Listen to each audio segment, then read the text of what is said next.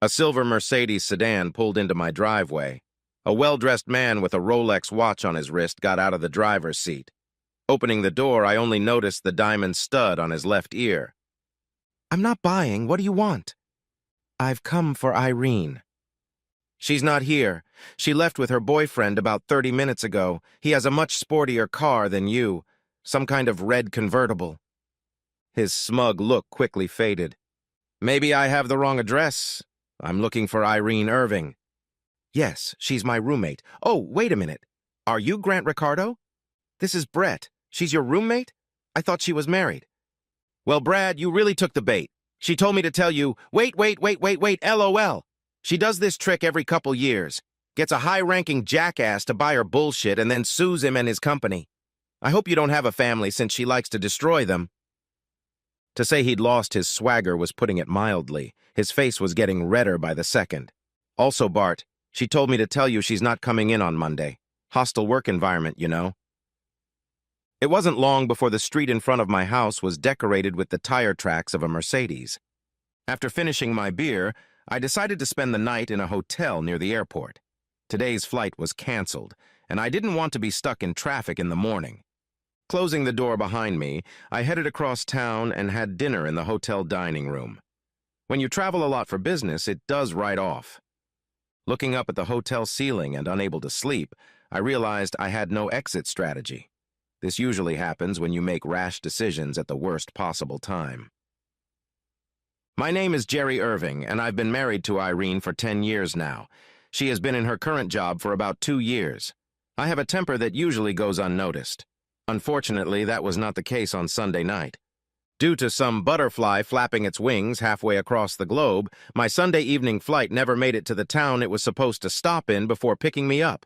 Since there were only about a dozen of us on that flight, we got a kick out of it. I now have an 8 a.m. flight, which, unless the bedside clock is wrong, will happen in about 7 hours. Yesterday, as I drove home from the airport, I managed to reschedule my appointments for the afternoon. Putting my bag in the kitchen, I didn't see that Irene had sat down to watch a soap opera, as she had told me. Instead, I smelled the perfume she likes to use when we leave the house.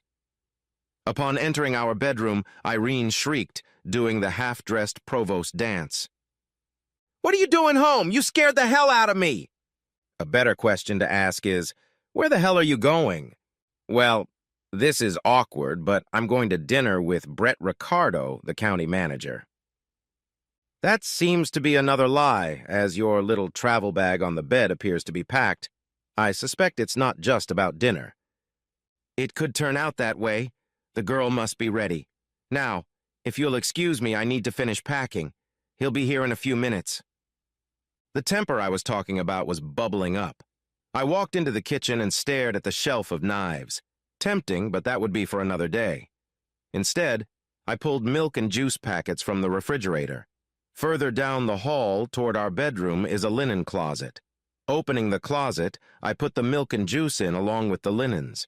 Our bookcase was just the right size, so I pushed it close to the linen closet. Then I began to wait. Irene had to walk past me to leave. It didn't take long to wait. Irene growled. "What are you doing? Get out of my way!" "Why is the milk and juice in that cabinet?" I grabbed it and stuck it in the cupboard along with her slutty outfit. Unexpectedness is an effective tool of war. Before she could put up a fight, the door closed behind her. I tried to slide the bookcase into place, preventing her from opening the door. Not the smoothest of jobs, but if you tilted the bookcase just right, it would get under the handle and press against the wall, leaving a gap of about an inch between it and the door. Securing the door, I informed Irene of her predicament as she yelled, "Let me out! Juice and milk for you to drink until I get back on Friday? You take care of the food yourself." I grinned at my own humor. How the hell else do you deal with hardship? Irene was a noisy little critter, so I turned on the entertainment system to some country and western-style station. Irene really disliked that kind of music. I turned it up louder to drown out her pleas for release. Exhausted, I grabbed a beer and sat looking out the front window. Grabbing my purse, I found and disconnected her cell phone. Here was her date. The red convertible never happened. And we're not roommates. and this is the first time she's pulled shit like this as far as I know. I don't know how, but not only did I fall asleep, but I woke up in time to catch my flight. I still didn't have an exit plan. I hope she doesn't die while I'm gone. I'm sure I'll get in trouble for disrupting her plans. I guess her job situation is no longer as secure as it was when she left the office on Friday. I guess I set myself up too. I did the manly thing and left messages morning and evening all week. Each one was a little more concerned than the last. Hell, I even called her parents, asking if they'd heard from her. The problem was, how do I get her out of the urine and feces-stained linen closet and into my non-existent escape plan? Every day I worked on it, and every day I failed. Taking advantage of the hotel's business center, I researched information about divorce in my state. I also spent time reading about felonies and penalties. We don't have children, so the divorce was clear, but the crimes were not so rosy. Unlawful restraint was almost a certainty for me. My flight home was uneventful, thanks to the butterflies. When I entered the house, all was quiet until Irene heard me pushing back a bookcase. She was a little hoarse and lacked the veracity of her earlier tirades. The door swung open, and I got the most hateful look I'd ever seen. On wobbly legs, she rushed to the stairs and collapsed down, face pressed into the coat rack. She froze. A plan had finally matured. Irene had done a decent job of using the lines to go to the bathroom in. Very smelly, but easy to pick up. We'll have to put a lot of cleaner on the carpet. Stuffed everything in a couple trash bags. I also remembered to find empty milk and juice containers. As I hurried to the garage to put the trash bags in the trunk, I called 911 to report that Irene had frozen at the bottom of the stairs. The paramedics put her on an IV as she was dehydrated and rushed her to the nearest emergency room. My story was simple. I returned home and found Irene at the bottom of the stairs. She had a concussion and was dehydrated. As usual, did they induce a coma to keep the bills down? I don't understand. They were skeptical of my story, but it was close to the truth. On the way home that night, I threw bags of trash into one of those clothes collection bins, the kind that stand in parking lots when their owners don't agree with them standing there. That's good for them. In the basement, I found a box of lay-down and press-down carpet squares. We tried this once before, but ended up with too many tiles. After removing the soiled carpet and padding, I had more than enough tiles to finish the linen closet.